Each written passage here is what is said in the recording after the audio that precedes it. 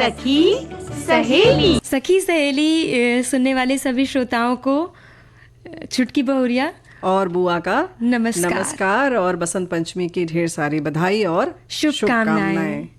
और आज बड़ा और भी ख़ास दिन है भाई। व्यंजन का हमारे सभी साथी इंतज़ार कर रहे हैं, तो हमें भी इंतज़ार है। हमारे कुछ साथी भी लिखकर भेजेंगे ना बहुरिया। हाँ बिल्कुल, अच्छी अच्छी चीज़ें खाने पीने की, उसके बारे में बात करेंगे। और इसके अलावा आज एक और बसंत का दिन है, तो बसंत पंचमी की बात होगी जी। और सरस्वती पूजन के बारे में भी चर्चा करेंगे कि मतलब आज का दिन, क्योंकि हम सभी जानते हैं कि सरस्वती पूजन का होता है। तो हमारे साथियों ने लिखकर भेजा है, सरस्वती नमस्तुभ्यं वरदे काम रूपिणी विद्यारंभ करिष्यामि सिद्धिर्भवतु में सदा। बसंत पंचमी की हार्दिक शुभकामनाएं। तो इस श्लोक के साथ ढेर सारी फिर से बधाई सरस्वती पूजन की भी आप सभी को। और आज के दिन तो बड़ा ख़ास है, सभी पीले पीले कपड़े पहनते हैं, धारण करते हैं, पूजन अर्चन करते हैं। और चूँकि विद्या की देवी हैं, तो सभी चाहते हैं कि हमारा जो विद्या है वो पक्ष जो सही रहे, है ना। बिल्कुल हाँ। और साथ ही साथ लोगों के मतलब आज के दिन पूजा पाठ करते वक्त हम लोग मतलब विद्या की प्रार्थना तो करते ही हैं, और साथ में जगत के कल्याण की भी बात करते हैं। बिल्कुल। तो इसी वजह से शायद आज के दिन के लिए एक और खास बात है। क्या? कि आज के दिन को हम लोग जीव जंतु कल्याण दिवस के रूप में भी मना रहे हैं। तो उसकी भी ढेर सारी बधाई। और इसके बारे में हमारी क्या जिम्मेदारी है, इस पर भी चर्चा करेंगे, और क्यों मना रहे हैं इस पर चर्चा करेंगे। और बसंत पंचमी की बात जो है वो तो भाई पूरे कह सकते हैं ना कि पूरे मौसम में ही दिखाई दे रही है। आज तो पंचमी का दिन है, पांचवा दिन है। जी जी जी। तो उसके साथ ही कुछ ऐसे विशेष, जैसे मौसम बदल रहा है ना, तो वैसे ही जीवन में भी कुछ ऐसे बदलाव आ रहे हैं जी। जो ऐसे तो कहते हैं कि बदलाव अच्छे होते हैं, लेकिन कई बार कुछ चीज़ें जो बदलती हैं वो स्वरूप में थोड़ा सा नकारात्मक हो जाती हैं, तो या सकारात्मक, मतलब उनके अलग अलग पक्ष होते हैं। तो इसी सिलसिले में आज हम लोग भाषा में बदलाव की बात करेंगे। हाँ, क्या बात है, ये तो भूल ही गए थे कि भाषा में जो बदलाव आ रहा है उसकी पक्ष की बात हो रही है। हम चौंक है कि भाई बसंत जो है वो नव जीवन की प्रेरणा देता है, और ये जो मौसम है प्रकृति पूरा अपना कलेवर बदलती है, तो इसमें तो नकारात्मक कुछ है ही नहीं। बिल्कुल। और बहुत सारे सबक हैं। तो अच्छा, भाषा की बात भी हम लोग करेंगे, ये बात बिल्कुल सही है, बड़ा ज़रूरी भी है। लेकिन फिलहाल जो बसंत पंचमी जो है, माघ महीने के शुक्ल पक्ष की पंचमी तिथि, यानी कि आज की जो तिथि है बहुत विशेष मानी जाती है। शरद ऋतु बीत चुकी है और बसंत ऋतु की शुरुआत हो चुकी है। हाँ, और ऐसा कहते हैं कि सभी ऋतुओं में बसंत ऋतु को सबसे ज़्यादा अच्छा माना गया है, क्योंकि इस समय पांचों तत्व यानी कि जल है, वायु, धरती, आकाश और अग्नि सब अपने मोहक और सुंदर रूप में आ जाते हैं। और हमारे बहुत सारे साथियों ने बधाई देते हुए लिखा है कि ऋतुओं में सबसे श्रेष्ठ वसंत ऋतु को माना गया है। सूखे पत्ते झड़ जाते हैं, इस समय की गुनगुनी धूप, स्नेहिल हवा, तापमान न अधिक ठंडा न अधिक गर्म, सुहाना समय, चारों ओर सुंदर दृश्य, सुगंधित पुष्प, मंद मंद मलय पवन, फलों के वृक्षों पर बौर की सुगंध, जल से भरे सरोवर, आम के वृक्षों पर कोयल की कूक, ये सब मन में उत्साह भर देते हैं।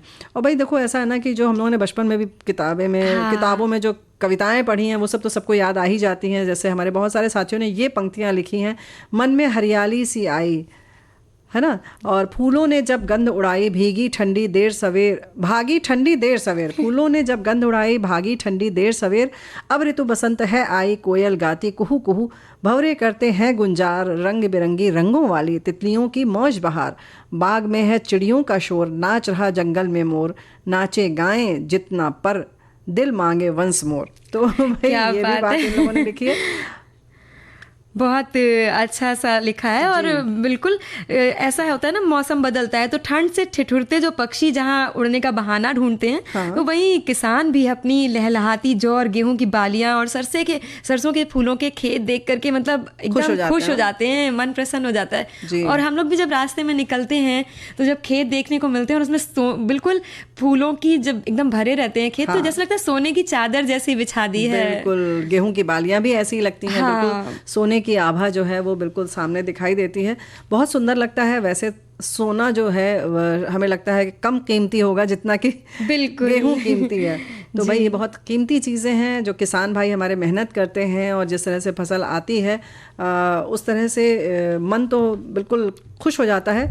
और देवी सरस्वती की भी उपासना की जाती है ना। हाँ, और इसीलिए आज के दिन को ऐसा पुराणों के अनुसार कहा जाता है कि पंचमी तिथि पर ही देवी सरस्वती उत्पन्न हुई थी, इसलिए कहीं कहीं पर इस दिन को वागीश्वरी जयंती और श्री पंचमी के नाम से भी जाना जाता है। हाँ, और इसीलिए आज के दिन ज्यादातर मतलब स्त्रियां और विद्यार्थी जो हैं पीले कपड़े क्यों भाई, हमारे भाई लोग नहीं पहनते हैं? ये तो तुम नाराज कर दोगी, सभी लोग पहनते हैं। और आसपास सब तरफ ऐसे पीला पीला वातावरण है, यहाँ तक कि खाने में भी पीला पेड़ा है। और चावल, जो मीठा चावल बनाते हैं वो भी पीला रंग देते हैं, बहुत सुंदर लगता है। प्रयास यही रहता है कि ये जो पीली आभा है वो बरकरार रहे, और आसपास जो कहते हैं ना कि मन जब खुश है तो समझो कि बसंत है। बिल्कुल। और ऐसी ही खुशी खुशी में एक और कविता हमारे श्रोता ने लिखकर भेजी है। आई आई वसंत पंचमी, सूरज की किरणें खिल रही हैं, फूलों की बारात चल रही है, माता सरस्वती की आराधना हो, वसंत पंचमी का त्योहार आया है। पंचमी के दिन बच्चे आते हैं, अपनी पेंसिल और किताबें लाते हैं, विद्या की देवी सरस्वती की पूजा करें, सरस्वती माता का आशीर्वाद पाएं। शिक्षा के मंदिर में बच्चे जाते हैं, गुरु के चरणों में श्रद्धा लाते हैं, ज्ञान की धारा से अपने मन को स्नान करें, सरस्वती माता का आशीर्वाद पाएं। वसंत ऋतु की बहार आई है, पंखों में उड़ान भरी है, गुलाबों की खुशबू छाई है, फूलों का रंग सजा रही है। पीले और हरे रंग से भरी हैं फिजाएं, मानवता के दिलों में उमंग छाई है। बसंत पंचमी का त्यौहार मनाएं, सरस्वती माता की आराधना करें, सरस्वती माता की कृपा हम पर बनी रहे, विद्या की देवी हमेशा हमारे संग रहे, ज्ञान की धारा हमेशा बहती रहे। बसंत पंचमी की हार्दिक शुभकामनाएं देते हैं। तो भाई देखो, ऐसा है कि और भी हम बातें करेंगे। सेनापति जी ने बहुत कहते हैं ना कि वो प्रकृति प्रेमी कवि थे। हाँ। तो उन्होंने भी लिखा है कि लाल लाल टेसू फूली रहे हैं बिलास संग, श्याम रंग भेटी मानो मसी में मिलाए हैं, तहाँ मधु काज आई बैठे मधुकर पुंज, मलय पवन उपवन बन धाए हैं, सेनापति माधव महीना में पलास तरु देखी देखी भाऊ, कविता के मन आए हैं, आधे अन सुलगी सुलगी रहे आधे, मानो बिरही दहन काम कोयला परचाए हैं। तो क्या बात है। तो ऐसी और भी कविताएं हम लोग बिल्कुल आगे पढ़ेंगे, और क्योंकि बिना कविताओं के तो अभी हम जैसे बात कर रहे थे वसंत पूरा ही नहीं होता। ये जो ऋतु ऐसी है कि एक नया जीवन आता है, पुराने पत्ते झड़ते हैं, नई कोपलें फूटती हैं, और सब तरह जो बगिया है ना बिल्कुल अपने शबाब पे रहती है, सारे फूल खिलते हैं इस वक्त। वैसे देखा जाए तो चुटकी बहुरिया कैसे घूमने उमने कहीं जाओ तो पूरी एकदम से ना बगीचे कालीन बिछ जाती है सब जगह, बहुत सुंदर लगता है। और ऐसा लगता है कि जैसे चारों तरफ मतलब एक नई ऊर्जा सी महसूस होने लगती है। और जैसे कि भाई जाहिर है कि अभी हम लोगों ने जैसे ही बताया ना कि कवि लोग भी नहीं रोक पाते हैं, ऐसा मौसम रहता है। तो अज्ञे ने लिखा है, अज्ञे जी की कविता हम साझा करना चाहते हैं। दूसर वसंत बसंत आया, पति आया सा सभी पर छाया है, हर जगह रंग लाया है, पर ये देख कर कि कीकर भी पेयर आया है, मेरा मन एकाएक डबडबा आया है, नहीं इस बार मेरे मीत नहीं उमड़ेगी धार, मैं नहीं गा सकूंगा गीत, इस बार बस घुमड़ेगा प्यार और चुप में रिस जाएगा, बहेगी नहीं बयार न सिहराएगी, इस बार चिनचिनाती आंधी आएगी, घुटूंगा मैं और फूले भी बबूल को धूसर कर जाएगी धूल धूल। तो इस तरीके की भी रचना कवियों ने की है, क्योंकि भाई देखो पतझड़ है तो ये हमें यही सिखाता है कि जो आया है वो जाएगा, और फिर एक नई जीवन जो है वो सृष्टि की रचना होगी, और नई कोपलें आएंगी, और जीवन ऐसे ही बढ़ता जाता है। त्याग के लिए तैयार रहना चाहिए। हाँ, त्याग के लिए तैयार रहना चाहिए, क्योंकि जैसे कहते हैं ना कि पत्ते नए पुराने झड़े हैं और नए निकल रहे हैं, वैसे ही जीवन में कुछ अगर ऐसा हुआ है जो हमें नहीं अच्छा लगा तो आगे कुछ जरूर ऐसा होगा जो अच्छा होगा। आशान्वित करता है ये मौसम हमें। हमारे एक श्रोता हैं, उन्होंने लिखा है कि विद्यासुर वाणी की देवी माँ सरस्वती की आज पूजा अर्चना की जाती है। बहुत से प्रांतों में, बंगाल, बिहार, झारखंड, उड़ीसा में उनकी मूर्ति पूजा की जाती है। विद्या की देवी की पूजा हर घर हर प्रांत में होती है। पीले फूल वस्त्र माँ को अर्पण किए जाते हैं। माघ शुक्ल पक्ष की पंचमी को भगवान भोलेनाथ का तिलकोत्सव भी मनाया जाता है, और भगवान को अबीर, गुलाल, मौसमी फल और आम की मंजरी अर्पण करते हैं, ऐसा लिखा है। ऐसे ही हमारे साथी लिख रहे हैं कि माँ सरस्वती, इन्होंने बहुत अच्छे से उसका वर्णन किया है। रस की देवी, सरस्वती का मतलब है रस की देवी। परा देवी यानी गुप्त एवं गूढ़ रहस्यों की दाती, सरस्वती का इन्होंने संधि विच्छेद करके बताया है।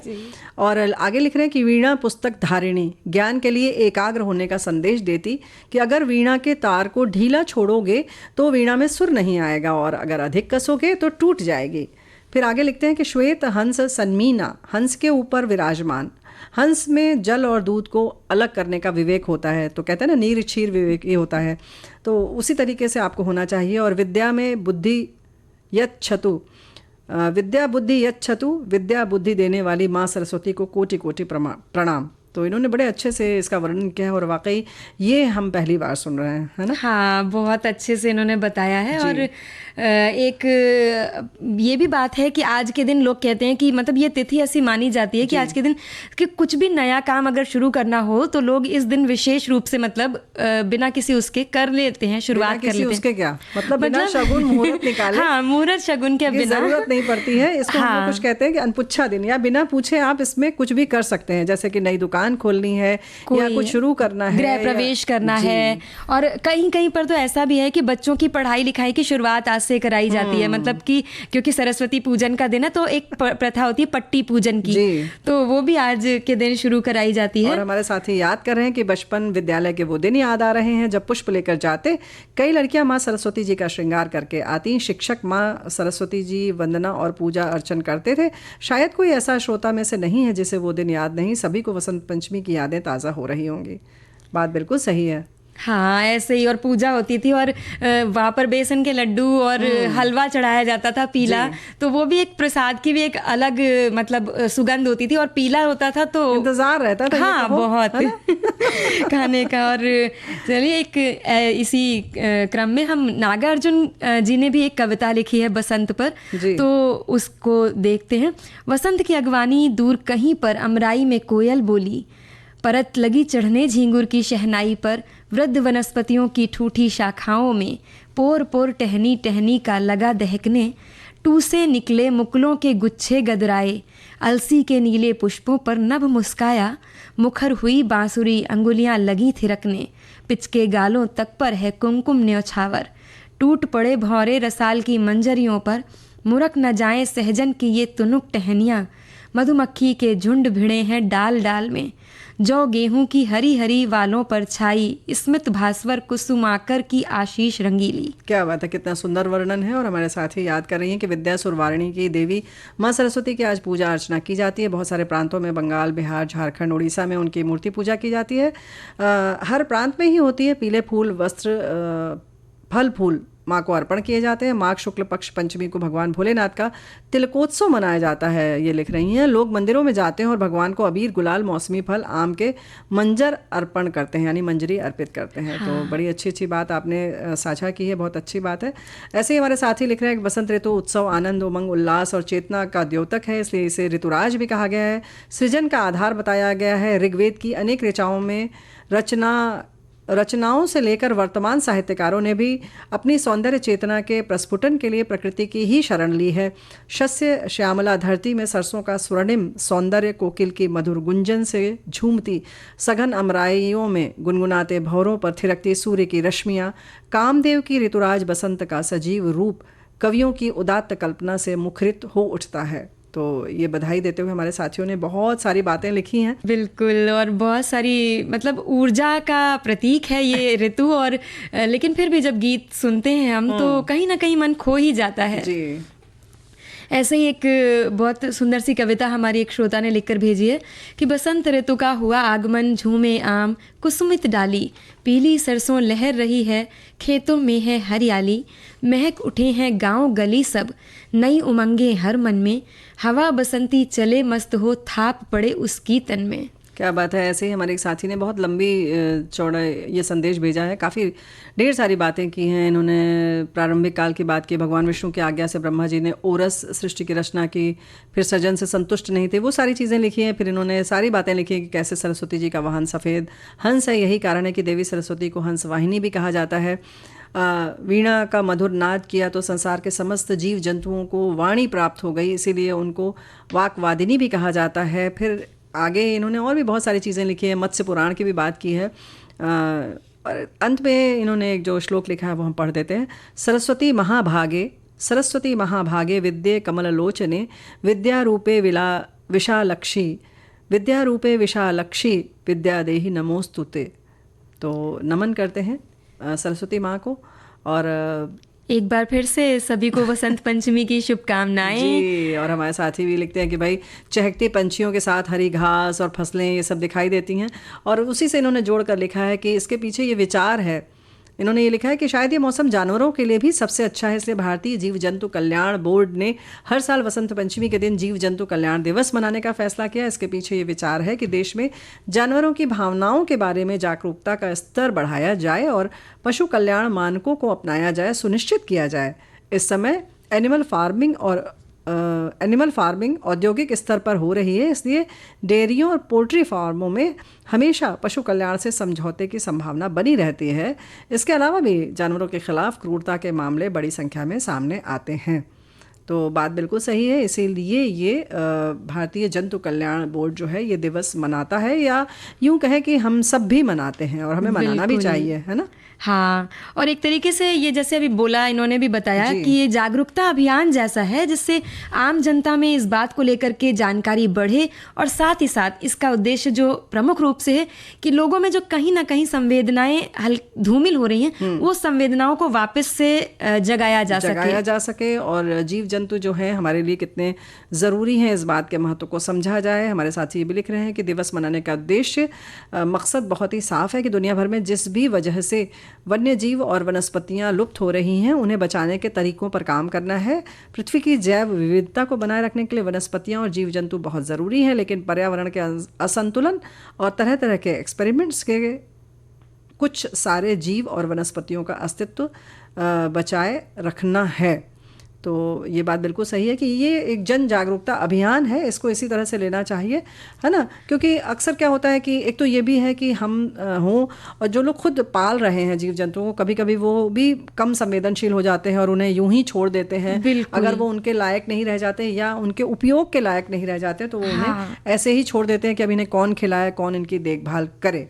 तो बिल्कुल पशुओं को लोग सड़कों पर जो आवारा छोड़ देते हैं तो उससे बहुत नुकसान भी होते हैं। इससे अचानक से जो रोड पर एक्सीडेंट्स या दुर्घटनाएं जो होती हैं उनमें कई बार पशु जो हैं वो घायल हो जाते हैं या फिर कई बार मर भी जाते हैं। तो इस दिन को मनाने का उद्देश्य ये भी है कि इसकी रोकथाम की जा सके, लोगों में जागरूकता बढ़ा करके। एक तो ये बात है कि जो छोड़ रहे हैं वो न छोड़ें, दूसरे जो हम वाहन चला रहे हैं तो इस बात के लिए सजग रहें कि कोई जीव जंतु सामने तो नहीं आ रहा है। वहीं पर जब बात आती है, अभी हमने पतंग उड़ाई जैसे जनवरी के महीने में, और अभी भी बहुत सारे लोग आज के दिन भी पतंग उड़ाते हैं, तो उसमें जो नख होता है जिससे पतंग उड़ाई जाती है, मांझा बहुत सारी जगहों पर बोलते हैं, उनमें पंछियों के फंसने की बहुत संभावना रहती है, बहुत चोट लगती है। हाँ, चोट लगती है। तो उड़ाते वक्त ध्यान रखें। दूसरा, जब हम छोड़ देते हैं यूं ही कहीं पतंग फंसी हुई है तो उसका जो मांझा लटक रहा है, डोर लटक रही है, उसमें फंस जाते हैं। हम देखते हैं कि पंछी फंसा हुआ है फिर भी हम छोड़कर कहीं आगे बढ़ जाते हैं, तो कहीं हम भी तो ऐसा नहीं कर रहे हैं, है ना। बिल्कुल, तो उन्हें बचाएं। बहुत सारी जगहों पर ऐसे हेल्पलाइन नंबर होते हैं, उन्हें फ़ोन करके बुलाइए, वो बचा कर ले जाते हैं। नहीं तो फायर ब्रिगेड स्टेशन पर भी आप फ़ोन कर सकते हैं, जिनका कि 101 नंबर है, वो तो सभी जानते हैं। तो वहाँ पर भी आप फ़ोन करके इस तरीके से उनके जीवन की रक्षा कर सकते हैं। बिल्कुल। और इसके साथ ही साथ कि एक और चीज़ पर इस दिन के लिए मतलब भारतीय जंतु कल्याण बोर्ड का उद्देश्य है कि विशेष रूप से ध्यान लोगों का आकर्षित कराया जा सके। क्या? कि जो ज़्यादातर पशुपालकों को करते हुए देखा जाता है कि वो जो है ऑक्सीटोसिन दवा का जो इंजेक्शन लगाते हैं पशुओं को, कभी कभी मतलब उत्पादकता बढ़ाने के लिए, उनसे मुख्य रूप से दुधारू पशुओं के लिए ऐसा देखा गया है, डेयरी उद्योग के लोगों को करते हुए ऐसा पकड़ा गया है। तो ये चीज़ बहुत नुकसानदायक है और इस दवा का इस्तेमाल दुधारू जानवरों से अधिक दूध निकालने के लिए जो किया जाता है, लेकिन food and drug adulteration prevention act के तहत इसे कानून के विरुद्ध भी माना गया है। यानी कि कुल मिलाकर वही है कि जो भी अमानुषिक व्यवहार है वो नहीं करना चाहिए। इसके साथ साथ ये भी है, ये तो हो गई कि किसी इंजेक्शन देने की बात है, लेकिन उन जहाँ रहते हैं जीव जंतु हम रखते हैं, उनके रहने की जो व्यवस्था है बहुत साफ़ सुथरी हो, उनके स्वास्थ्य का पूरा ख्याल रखा जाए, उनका टीकाकरण समय से किया जाए ताकि उनका जीवन सुरक्षित रहे। अक्सर दुधारू पशुओं की जब बात आती है तो जब वो दूध देना बंद कर देते हैं तो उनके संग बड़ी क्रूरता की जाती है। बिल्कुल। तो इन सब चीज़ों को बचाने के लिए और इन सब चीज़ों चीज़ों को ख़त्म करने के लिए जीव जंतु कल्याण दिवस मनाया जा रहा है। तो जाहिर है कि हम सजग हो जाएंगे। और अगर हम घरेलू तौर पर बात करें तो देखिए हम क्या करते हैं, हम कम से कम पंछियों के लिए पानी दाना आदि रख सकते हैं, है ना। तो ये प्रयास शुरू कर दीजिए और बड़ा अच्छा लगेगा। पॉलीथीन की जो बात आती है तो हम सब के लिए तो हानिकारक है ही, लेकिन आज का जो दिन है इसलिए ख़ास तौर से इस बारे में बात करना ज़रूरी है कि हम अक्सर खाने पीने की चीज़ों को पॉलीथीन बैग में भरते हैं और बाहर फेंक देते हैं। अपनी सुविधा तो देख लेते हैं, लेकिन किसी के जीवन से संबंधित ये बात है, उसका जीवन संकट में आ जाता है, ये नहीं सोचते। बिल्कुल, क्योंकि अक्सर हम जो कूड़ा या कचरा या खाने पीने की चीजें उसमें मिला, मतलब होता है ना, कूड़े कचरे के साथ ही हम लोग खाना भी थोड़ा बहुत जो बच रहा है वो डाल दिया बांध करके। बिल्कुल। तो उसकी महक से वो जो जानवर हैं उसको करते हैं खोलने की कोशिश कि उन्हें वो भोजन मिल जाए, लेकिन कई बार नहीं भी खोल पाते हैं। तो भूखे हैं चूंकि, तो इसलिए वो पूरा का पूरा ऐसा पॉलीथीन या झिल्ली के समेत खा लेते हैं। और ऐसा कई बार ऐसी खबरें आई हैं समाचारों में और सुनने में ऐसा आया है कि जो जानवरों के, मरे हुए जानवरों के पेट से बहुत सा पॉलीथीन का, प्लास्टिक का कचरा मिला है। तो ये चीजें थोड़ी सी देखने वाली हैं। थोड़ी सी नहीं, पूरी तरह से देखना चाहिए। हाँ। वैसे तो प्रयोग नहीं करे तो बेहतर है, लेकिन खास तौर से जहां पर आप खाने का सामान फेंक रहे हैं तो उसके साथ इस बात का जरूर ध्यान रखें। हाँ, क्योंकि कहीं ना कहीं ये अमानुषिक है, मतलब जीवन सबका बराबर है और उतना ही महत्वपूर्ण है, बल्कि हमारे जीवन के लिए उनका जीवन ज्यादा जरूरी है। तो बहुत सारे ऐसे विलुप्त हो रहे हैं और बहुत सारी ऐसी जगहें हैं जो हम काट रहे हैं, हटा रहे हैं, तो वहाँ उनका जीवन सुरक्षित है। तो कोशिश करें कि जंगल भी ना कटे।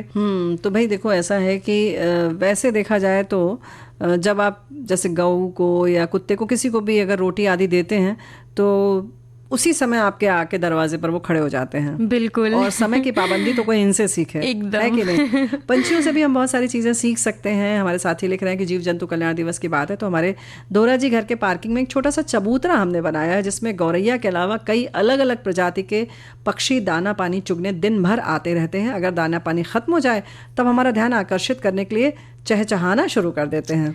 तो बिल्कुल इसी तरह पे इनकी बात पर एक बात हमें भी याद आ रही है। ऐसे ही हम शुरू में जब आए तो यहाँ पर ऐसे बहुत सारे, घर के पास एक पीपल का पेड़ है, वहाँ से बहुत सारे तोते आते थे।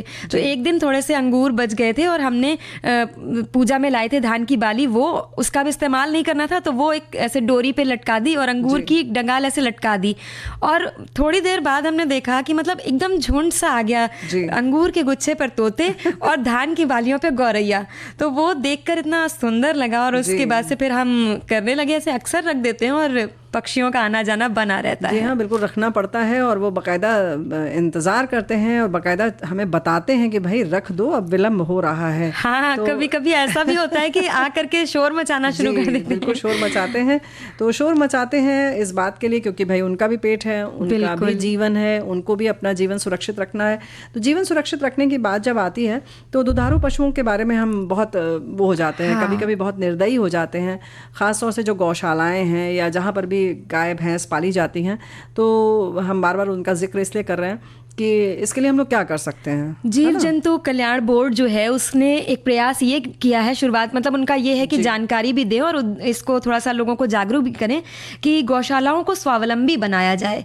तो इसके लिए उन्होंने उपाय सुझाया कि बायोगैस निर्माण, वर्मी कंपोस्ट और पेस्टिसाइड बनाने के लिए उनको प्रोत्साहित किया जाए, उनको इसकी ट्रेनिंग दी जाए और प्रशिक्षण के बाद फिर उस तरह के प्लांट्स वो लोग लगाएं अपने वहाँ पर, तो दिक्कत नहीं आएगी, थोड़ा सा उनको सहायता भी मिलेगी और जागरूकता भी बढ़ेगी। ये मतलब दिन का जो है विशेष उद्देश्य है, मतलब इस दिन उसका मतलब ये है कि वो सिर्फ गाय भैंस के दूध पर निर्भर न रहे। जब वो दूध नहीं दे रही तो कम से कम आपकी आमदनी का अगर और कोई जरिया रहेगा तो आप उनको बहुत प्यार से रखेंगे। बिल्कुल, ये इसका मतलब ये हो गया एक तरीके से। नहीं तो भाई हम तो सोच रहे थे कि वर्मी कंपोस्ट की क्या जरूरत है दूध के संग।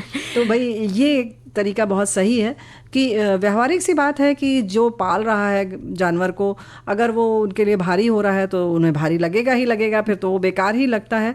तो ये ज़रूरी है कि आप कहीं ना कहीं अपने आय का साधन कुछ और बना लें, और आय का साधन भी एक तरीके से गाय भैंस के गोबर से ही है। बिल्कुल। तो आप जो भी आय हो रही है वो उन्हीं से हो रही है, उन्हीं जीव जंतु से हो रही है। हाँ, और ये जो मतलब गोबर है इन सब का प्रबंधन भी होता है, तो कूड़े कचरे का भी एक तरीके से प्रबंधन हो जाता है और निस्तारण हो जाता है। हाँ, निस्तारण हो जाता है और प्राकृतिक खाद भी हम लोगों को मतलब उससे मिल जाती है। तो केमिकल से थोड़ा सा दूरी रसायनों से बनाई जा सकती है। बिल्कुल बन जाती है। यानी कि इसको कहते हैं कि बिल्कुल मजा का मजा, पुष्टई की पुष्टई, क्योंकि आपको मजा भी मिलता है और आपको पोषक चीज़ें भी मिलती हैं, यानी पुष्टता भी मिलती है। बिल्कुल। तो कुछ इस तरीके से चीज़ें करते रहना चाहिए। लेकिन अब हम लोग आगे बढ़ते हैं और अब चलते हैं भाषा की तरफ। तो जैसे भाषा की आजकल हो रही है ऐसी की तैसी, वो नहीं करना चाहिए। बिल्कुल नहीं करनी चाहिए। और हमारे आज के इस विषय का उद्देश्य भी यही है कि भाषा में बदलाव जो है, कहते हैं कि भाषा या जबान एक बहते पानी की तरह है, जो जहाँ से गुजरती है वहाँ की दूसरी चीज़ों को अपने में समेटते हुए आगे बढ़ती है।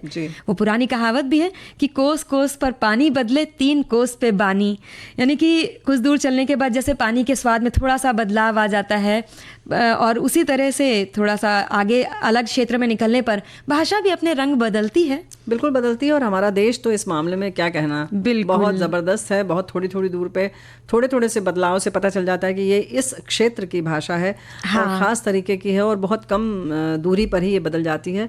हमारे साथी लिख रहे हैं कि भाषा सदैव बदलती रहती है। हमने देखा है कि भाषा अंतरिक्ष और सामाजिक समूह में बदलती रहती है। भाषा भी समय के साथ बदलती रहती है, पीढ़ी दर पीढ़ी उच्चारण विकसित होते हैं, नए शब्द उधार लिए जाते हैं या आविष्कार किए जाते हैं, पुराने शब्दों के अर्थ बदल जाते हैं और आकृति विज्ञान विकसित या नष्ट हो जाता है। बिल्कुल। और बदलाव के इस क्रम में समय के साथ ज़बानों का जो रंग रूप बदलता है, उसमें नए लफ्ज़ जुड़ते हैं, पुराने हटते हैं, जैसा ये बोल रहे हैं। लेकिन हम अपने बुज़ुर्गों से सीखे हुए जो शब्द होते हैं, कई पीढ़ियों तक चलते हैं वो। और क्योंकि बदलाव कोई भी हो, वो रातों रात तो नहीं हो जाता। बिल्कुल नहीं होता है। लेकिन हाँ, ये है कि जो हम लोग जिस तरीके की बात कर रहे हैं वो थोड़ा सा अलग मतलब है। आजकल बहुत सामान्य सी चीज़ें हैं, जैसे कहते हैं कि उन्होंने भाई हमें तो नहीं पसंद आता है, कहते हैं मंच बिल्कुल फाड़ दिया। हाँ, है ना, एकदम। तो आप हम लोग बहुत सकारात्मक तरीके से बोलते थे कि छा गए, या उनकी प्रस्तुति ऐसी थी कि सबके मन को लुभा गई। लेकिन आजकल बिल्कुल अलग तरीके से बात करते हैं। और या शायद कहीं ना कहीं अंग्रेजी से जब हम उसका हिंदीकरण करते हैं तो शायद उसका मतलब बदल जाता है। अक्सर जैसे कि हम बात करते हैं कि सीडी जब हम बनाते थे तो हम कहते थे सीडी बर्न हो गई, तो शायद ये कहीं ना कहीं से ये आई है बात, है ना। हाँ। बर्न हो गई होता है। या जैसे उन्होंने पार्टी थ्रो की है, आयोजित करना और थ्रो करने में कितना फर्क है। यही बात है कि मतलब अचानक से ऐसा ना, जब आप कुछ ऐसा सुने जिसका शाब्दिक अर्थ यदि निकालें तो वो कुछ और निकलेगा, लेकिन जिस संबंध में वो कहा जा रहा है वो एकदम ही भिन्न होता है। बिल्कुल। तो इस तरीके से भावों पर ध्यान रखना चाहिए और उसी भाव से उस शब्द का इस्तेमाल करना चाहिए। हमारे साथी लिखते हैं कि भाषा परिवर्तन, जिसे भाषा स्थानांतरण या भाषा प्रतिस्थापन या भाषा आत्मसात के रूप में भी जाना जाता है, ये प्रक्रिया है जिसके तहत एक भाषण समुदाय एक अलग भाषा में स्थानांतरित हो जाता है, आमतौर पर समय की विस्तारित अवधि में। अक्सर जिन भाषाओं को उच्च दर्जे का माना जाता है वो अन्य भाषाओं की कीमत पर स्थिर या फैलती हैं जिन्हें उनके अपने बोलने वाले निम्न दर्जे का समझते हैं। हाँ, लेकिन ये थोड़ी सी अलग सी बात है, बहुत उच्च स्तर की बात नहीं हो रही है, लेकिन जो भाव वाली बात हो रही है, जैसे हम लोग कहते हैं ना, उसको ड्रॉप कर दिया, बिल्कुल, है ना। तो हम लोग अक्सर हिंदी में थोड़ा सा अलग ही ढंग से उसको बोलते हैं। तो ये हमें कहीं ना कहीं ये लगता है कि अंग्रेजी से जब हम हिंदी के बारे में सोचते हैं तो कुछ इस तरीके का हो जाता है, उसकी जो मिठास है वो खत्म हो जाती है कहीं ना कहीं। हाँ, असर तो पड़ता है बुआ, क्योंकि मतलब ये जो बदलाव हम आजकल देख रहे हैं, सुन रहे हैं, विशेष रूप से जो भाव की बात है, ये कहीं ना कहीं ऐसा समझ में आता है कभी कभी कि बदला हुआ स्वरूप नहीं है, कई अलग अलग कड़ियों को जोड़कर आधा अधूरा जोड़ मतलब लिया है और एक मतलब पिटारा जैसा बना दिया है और उसको कहते हैं फैशन है या ट्रेंड कहलाता है। हाँ, मतलब वही हो गया ना, जैसे कि हमने अभी कहा ना कि हमने कहीं से जब उसका हिंदीकरण किया या किसी और भाषा से ले लिया तो उसको सोचा कि चलो हमने समृद्ध कर लिया अपनी भाषा को, जबकि हमें लगता है कहीं ना कहीं उसको समृद्ध ना करके हमने उसको बिगाड़ दिया, उसका स्वरूप, उसकी जो आत्मा थी कहीं ना कहीं उसको बहुत बदल दिया है। देखो भाई, हमारे साथी लिख रहे हैं कि बसंत पंचमी की हार्दिक शुभकामनाएं। मेरी माँ बहुत अस्वस्थ हैं, आप उनके लिए प्रार्थना कीजिए कि वो जल्दी से स्वस्थ हो जाएं और घर लौट आएं। तो भाई बहुत सारी दिल से प्रार्थना है, कामना करते हैं कि बहुत जल्दी ही स्वस्थ होकर घर आ जाएंगी और आप फिर से वैसे ही हंसी खुशी के साथ रहेंगे जैसे पहले रह रहे थे आप लोग। तो परिवार में माँ के बगैर तो कुछ भी अच्छा नहीं लगता है। बिल्कुल, एक अधूरापन सा हो जाता है जी। और आज सृष्टि की रचना की बात कर रहे हैं, तब तो फिर माँ की कितनी आवश्यकता है हम सब समझ सकते हैं। बिल्कुल।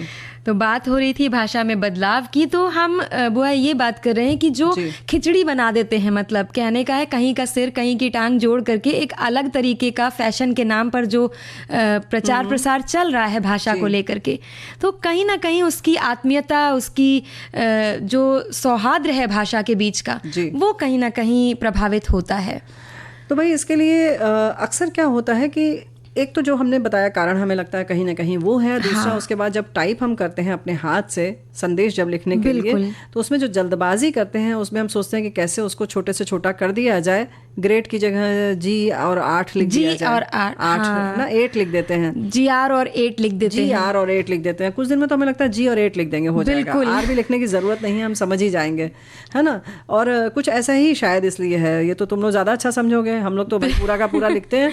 और बल्कि दोनों, ठीक है, दोनों अंगूठे का प्रयोग कर लीजिए आप, जल्दी से लिखना है तो। और अब तो बोलकर भी आप लिख सकते हैं, उसमें थोड़ा सा बस आपको सुधार करना होगा।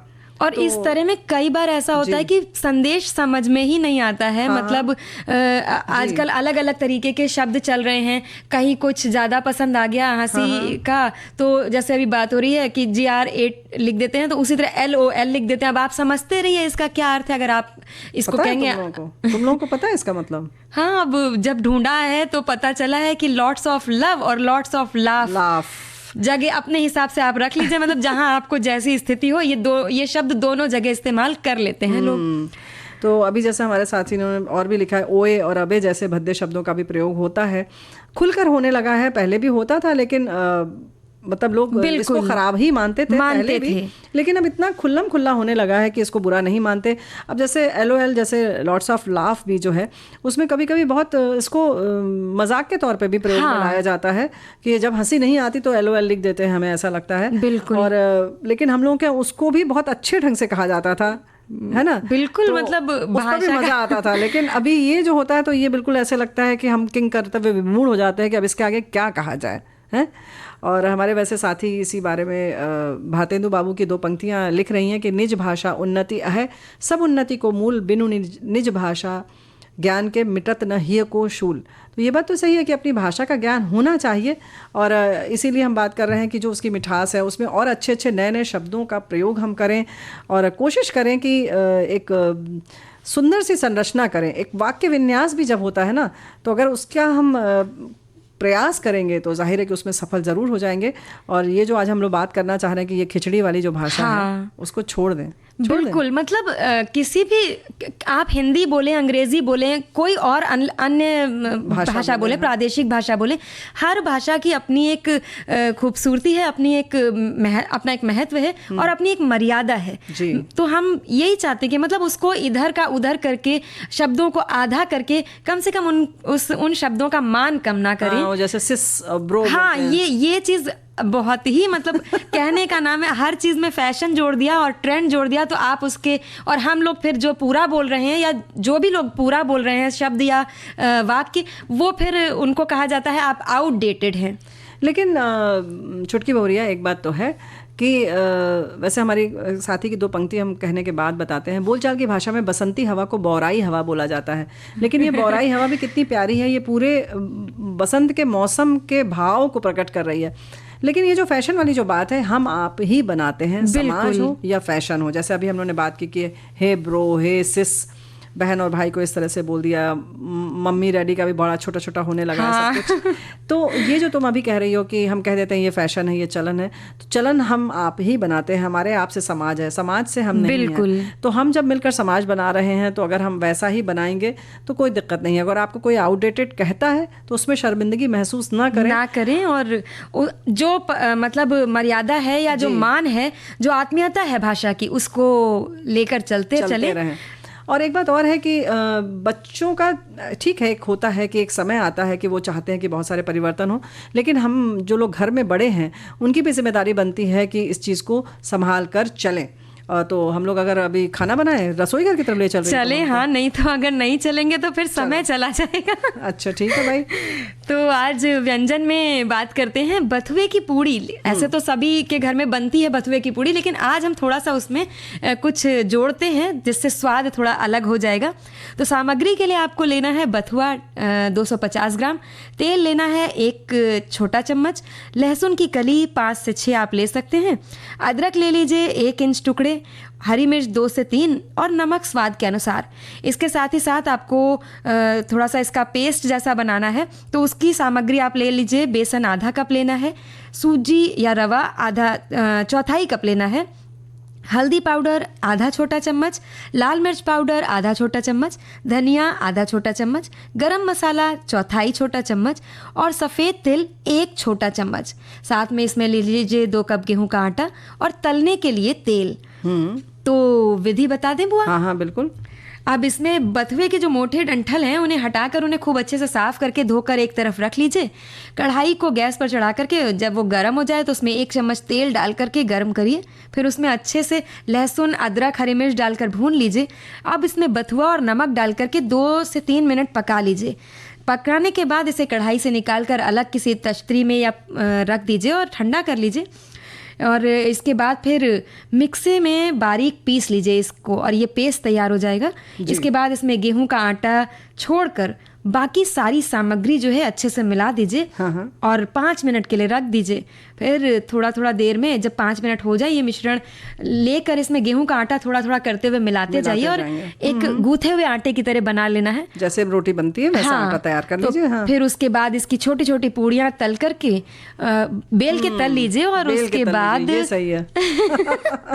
उसके बाद जो है अच्छे से मतलब चटनी के साथ या कभी कभी सब्जी के साथ, रायते के संग भी आप खा सकते हैं। बथुए के रायते के साथ, हाँ, बहुत अच्छा सा इसका स्वाद आएगा। तो भाई हमारे साथी LOL, बहुत अच्छी बात है कि ये हमारे साथी बनाएंगे, जरूर बनाएंगे भी और बनाएंगे भी। देखो हमारे साथी लिख रहे हैं कि LOL का मतलब है लाफ आउट लाउड, तो बात बिल्कुल सही है। और ये भी लिख रहे हैं कि नई जनरेशन की ये बात है, we should just accept change, it may be bad English but it's not really bad. बात बिल्कुल सही है आपकी, लेकिन आप हमें भी सिखाएं ना कि आप ये गलत है। क्योंकि हमारी एक साथी लिख रही है कि हमने किसी से कहा कि हम लोग बतियाते हैं, तो उन्होंने कहा ये बतियाना आप कैसे कहती हैं, तो आप कैसे बोलती हैं? हमने कहा भाई हम बतियाते हैं, टॉक नहीं करते हैं। हाँ। तो ढेर सारी ऐसी ही बातें हैं, आप भी हमें स्वीकार करें, हम आपको स्वीकार करते हैं, लेकिन बिगाड़े नहीं चीज़ों को, बस यही कहना चाहते हैं। हमारा निवेदन है और इसी के साथ आज कार्यक्रम संपन्न करने की भी आज्ञा चाहते हैं। तो सखी सहेली से छुटकी बहुरिया और बुआ का स्वीकार कीजिए। नमस्कार। नमस्कार। विविध भारती।